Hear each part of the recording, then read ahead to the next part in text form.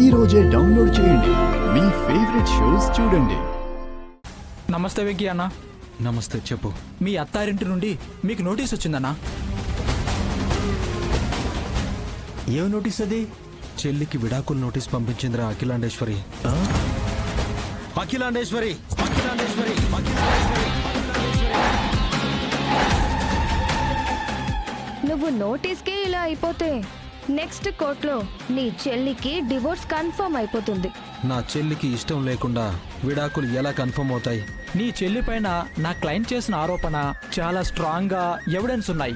మీ చెల్లికి ఇష్టమున్నా లేకపోయినా, ఒప్పుకున్నా ఒప్పుకోకపోయినా ఈ వినయ్ బాబు ఖచ్చితంగా విడాకులు ఇచ్చేయచ్చు. వీటిపై సంతకాలు పెట్టండి. ఆగు వినయ్, నువ్వు తొందరపడి సంతకాలు పెట్టద్దు. నీ చెల్లి వల్ల, తనని గుడ్డిగా నమ్మినందువల్ల ఇప్పటికే చాలా బాధపడుతున్నాను.